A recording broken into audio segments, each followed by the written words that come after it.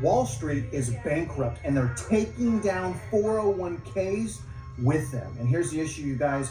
401ks are a failed retirement experiment.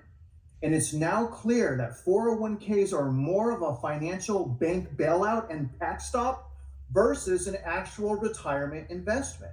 So today we're going to show you and talk about the 11 million senior citizens that are forced to work as a result of their 401ks failing to keep up with the cost of living. And we're going to discuss the fact that private equity bankruptcies are at historical highs. And along with these bankruptcies, they also bring mass layoffs, economic uncertainty and chaos, and massive sudden dips in people's 401ks. So we're also going to discuss whether or not investing in gold or crypto is the new best way to get to your retirement. But before we discuss those things, welcome back to Real Estate Mindset. You guys already know this video is going to be absolutely bonkers. Mitch Vexler, how are you, sir?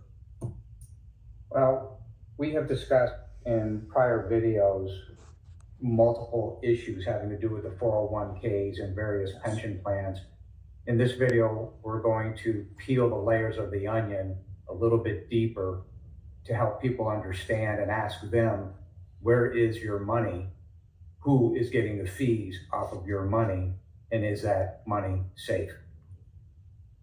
Yes, because the gauge to the viewers, of Mitch and I's success is your ability to learn. Before we dig into the data, let's listen to one TikTok video of a woman that just lost $20,000 in her 401k. Just in case you're wondering if all this going on is actually affecting your 401k, it is.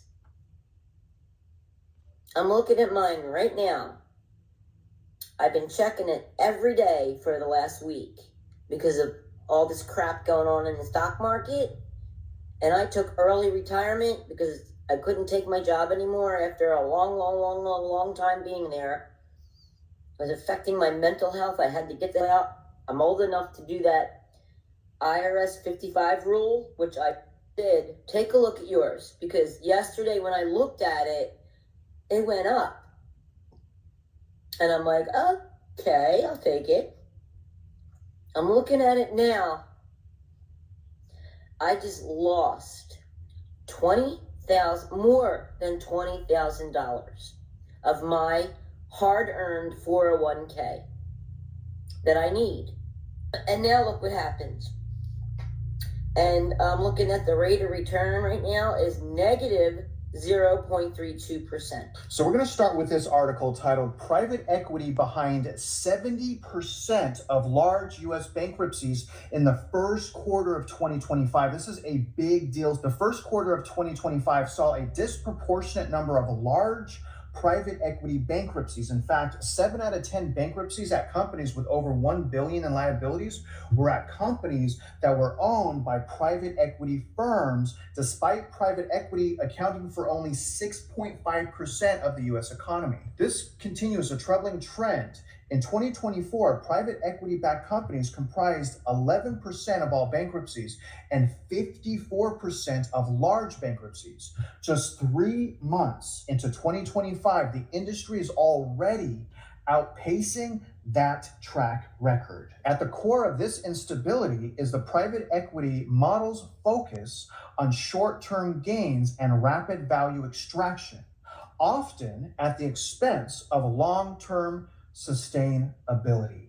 Ouch. Private equity firms have demonstrated over-reliance on cost-cutting measures and aggressive financial policies with limited long-term prospects. Focusing on immediate financial gains can lead to significant mismanagement and economic instability, contributing to higher bankruptcy rate among private equity firms. So we have the data, and this data is telling us that the same thing that happened during the global financial crisis is happening right now, only worse.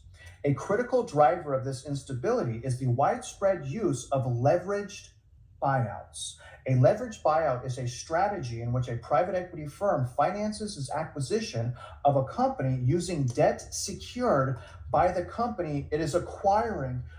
And this is the crazy part, rather than using its own capital, taking on the debt itself. This tactic saddles private equity owned companies with substantial debt, often draining resources that could otherwise be invested in innovation, workforce development, or adapting to market changes. Instead, firms under private equity ownership must channel most of their revenue towards servicing this debt, leaving them vulnerable to financial distress and bankruptcies. But this is also leaving out how much of that money goes towards commission, bonuses, and fees. Bankruptcies are a key bellwether signaling the broader risk associated with private equity investments. For investors and the public alike, bankruptcy trends mark a critical moment and highlight the industry's need for regulation and transparency. And this is regulation and transparency that we were supposed to already have that never got implemented. The human cost of private equity bankruptcies. Despite private equity firms being responsible for a disproportionate number of bankruptcies, the firms are not the ones most financially impacted by the outcomes of these bankruptcies. And you're probably asking yourself, how's that possible? While not all restructuring includes store closures and mass layoffs, the workers at these portfolio companies often have to pay the price for mismanagement and risky debt practices. For 2024 alone, private equity related bankruptcies have resulted in at least 65,000 layoffs. This is likely a significant undercount as it does not include unreported layoffs or closures. Layoffs that occurred in the years leading up to the bankruptcy filings, layoffs outside of the United States, and layoffs across supply chains. Because remember, layoffs spread.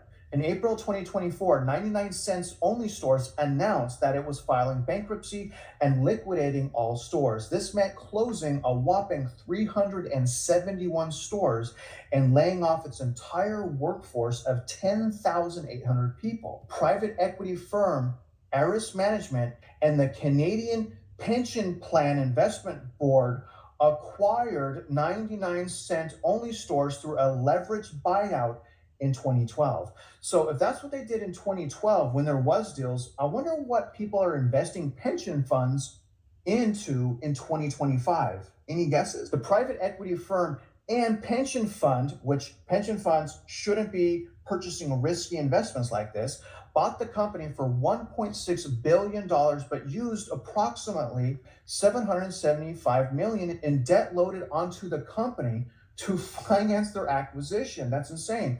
This insolvency not only led to the company's collapse, but put 10,800 people out of work. The mass layoffs can have devastating effects on workers who relied on their paychecks. In the case of the San Diego-based Rubio's Coastal Grill, which filed for bankruptcy in June of 2024, employees not only lost their jobs, but were also reportedly unable to cash their final paychecks. In other private equity related bankruptcy cases, it is difficult to calculate the full impact of the restructuring on employees because the layoffs occur before the bankruptcy is filed. The repercussions of these bankruptcies extend far beyond the affected companies, impacting employees, suppliers, and local economies. Job losses devastate local communities and reverberate throughout the national economy as suppliers and small businesses feel the downstream effect. Bankruptcies and store closures trigger supply layoffs,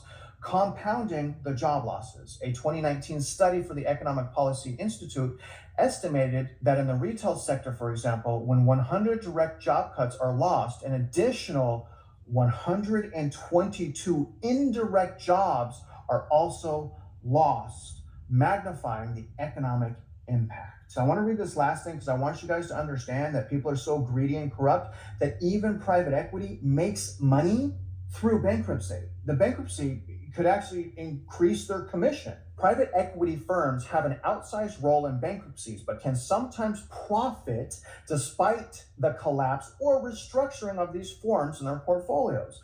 For example, private equity owners can exit their investment before bankruptcy despite creating the conditions for the bankruptcy. Golden Gate Capital, for example, exited Red Lobster before its bankruptcy despite creating an unsustainable capital structure that ultimately contributed to its actual downfall. Golden Gate added substantial debt to Red Lobster over the course of its ownership, but Golden Gate was no longer on the hook for the debt once it sold its stake in the company in 2020. So Mitch, greed, corruption, and fraud seems to have a stranglehold on people's 401ks, the greed in Wall Street. Wall Street's overvalued. The second video we listened to, her annual rate of return was in the negative. 11 million retirees are back at work. My question to you, sir, is 401k a failed retirement experiment? Certain 401ks, if they're invested in the less risky aspect of investments, i.e. index funds, are probably okay. But while Travis was talking, in order to help everybody that's watching this video understand the depth of this problem, it's worse than what Travis had just described. So I wrote a formula. OPM is other people's money, plus the levered bank loans that the private equity uses in order to acquire the targets, plus the incompetence, and I'm going to put incompetence / criminal behavior, and we'll come back on that criminal behavior shortly, equals bankruptcy, equals debtor in possession. So the left hand of the private equity, they'll have another investment side of that organization. Oh, well, we can come in and rescue it, even though we put it into bankruptcy. We'll provide the debtor in possession financing, BIP, and then they make money doing that. Well, that equals the initial investors are wiped out. Debtor in possession gets benefit, massive benefit of trying to rescue the bankrupt organization that they did. And all of that falls under the definition of financial engineering. So what you're beginning to see is a pattern and practice of financially engineering and stripping the money from the initial investors, i.e. mom and pop, and transferring it into highly levered positions that were created by the private equity funds, instead of doing it legitimately, which is, okay, we won't put up more than 30 or 40% debt in order to make sure that there's plenty of capital, regardless of what happens to this entity. There's your problem. This is all financial engineering. Those people who have invested in those 401ks and do not know what those 401ks are invested in, or those registered retirement savings plans, whatever it happens to be. If you don't know where your money is and you don't know what the fees are, there's a high probability you are a victim or are about to become a victim. You guys should know by now that your 401k performance really tracks the stock market. So I want to talk about the stock market, and let's see whether or not the stock market right now is in a bubble at all. I want to bring you guys first to the Buffett indicator, which measures the US stock market value to the gross domestic product. And you guys see right now the US stock market value is at 59.1 trillion. The annualized GDP is 29.5, meaning the Buffett indicator right now is at historic high of 200%. The ratio fluctuates over time since the value of the stock market can be volatile, but GDP tends to grow much more predictable. The current ratio of 200% is approximately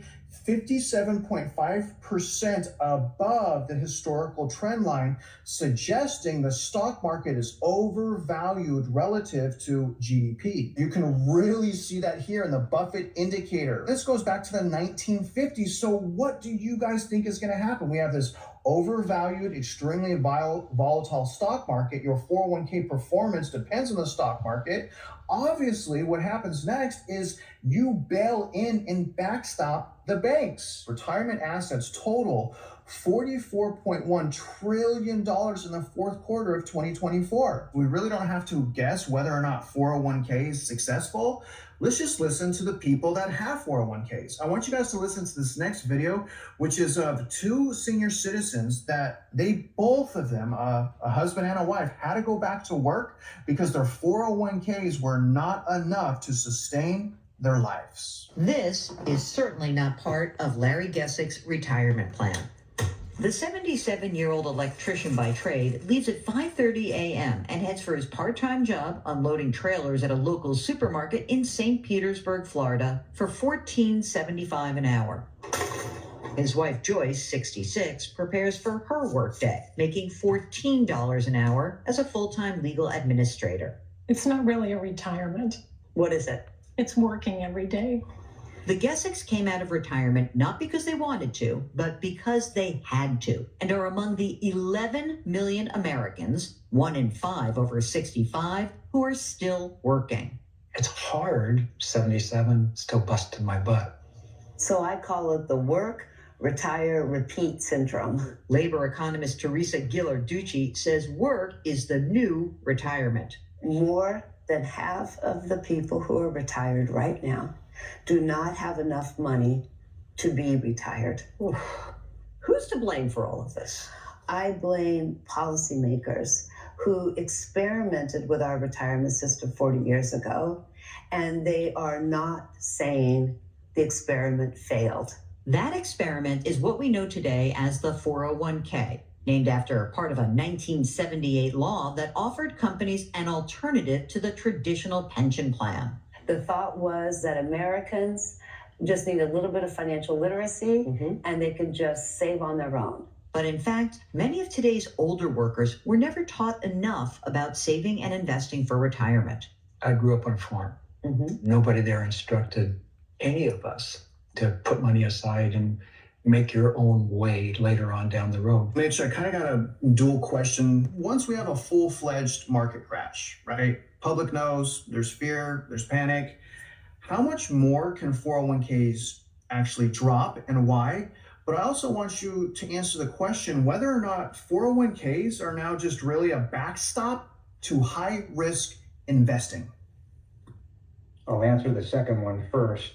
There's a very high probability that if the 401k is a mishmash, a jumbled mishmash of underlyings that were sold, and the people that sold it don't even know what's in those particular 401ks, they're subject to extreme down moves, because remember, when a market crashes, the pendulum often swings way over to the left, and that's where the real damage occurs. It's not a question of just losing 10 or 15%.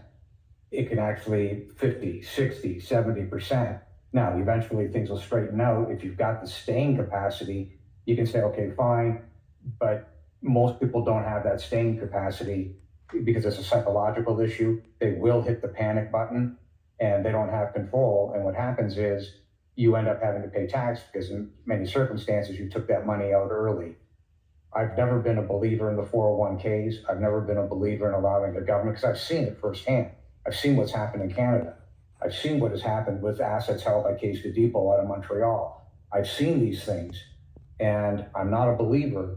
I understand the theory where the government says, well, we want our population to have assets from which to retire on. That's on the right hand. On the left hand, the government, be it the Federal Reserve, is the largest purveyor on the globe of inflation. Well, the problem here is that your inflation eats away at your purchasing power. The Federal Reserve prints money, call it counterfeit money, call it whatever you want. They print money. When they print money, that causes inflation, and inflation is a hidden tax.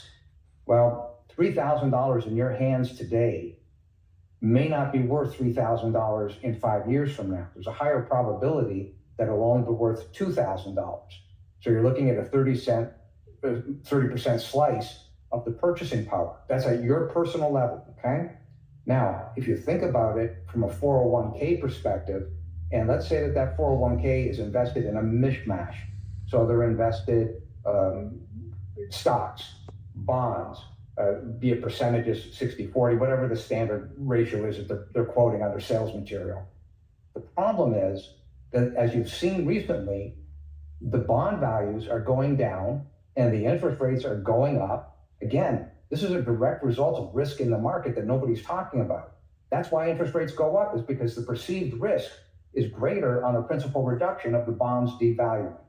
So if you think about it, not just at a personal level, of your $3,000 turning into $2,000 in 5 years, well, your investments in your 401ks and your pension funds can suffer from the exact same problem, which is the inflation.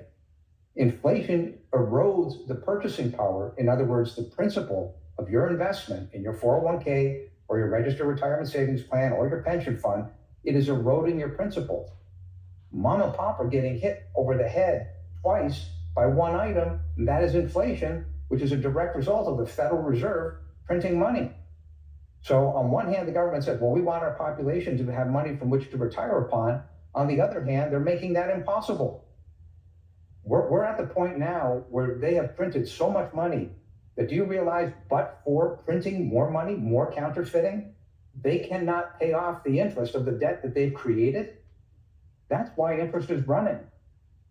So we're trying to peel these layers back so you understand what the connection is between your retirement plan, whatever that may be, and looking at it from the standpoint of what will happen in the future.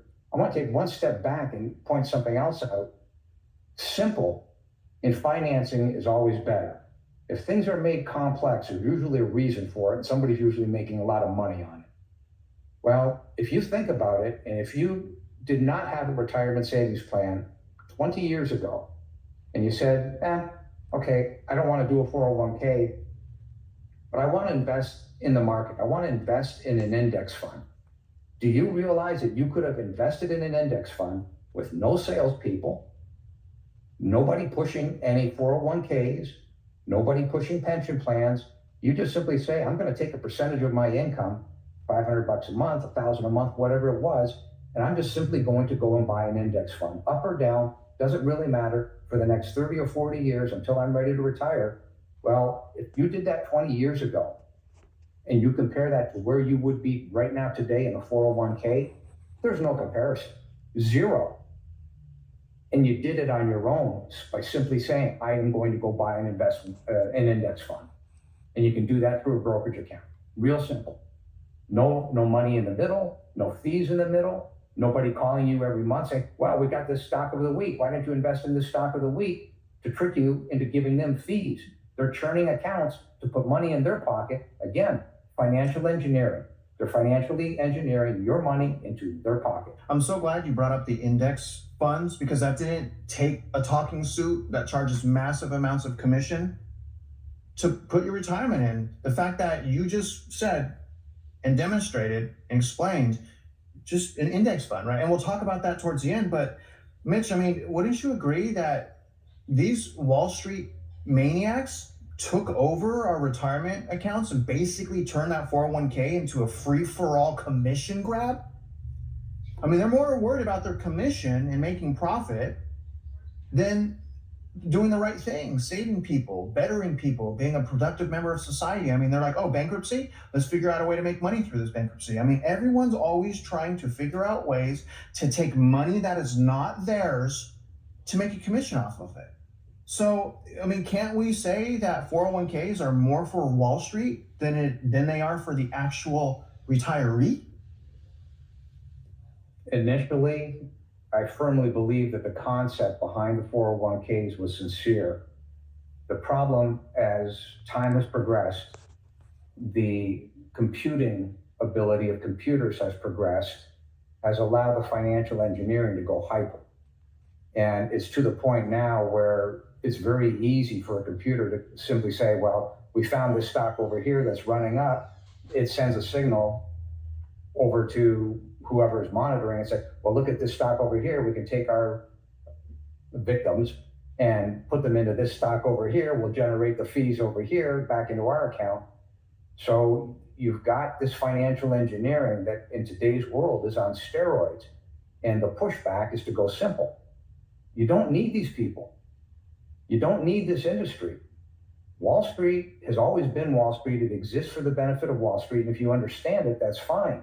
But part of the problem here is mom and pop saying, well, I don't understand it. Or maybe they don't have the time or to get involved. But my pushback on that is, it's your money. If you don't have the time to watch your money, then Wall Street will do it for you and you can kiss it goodbye.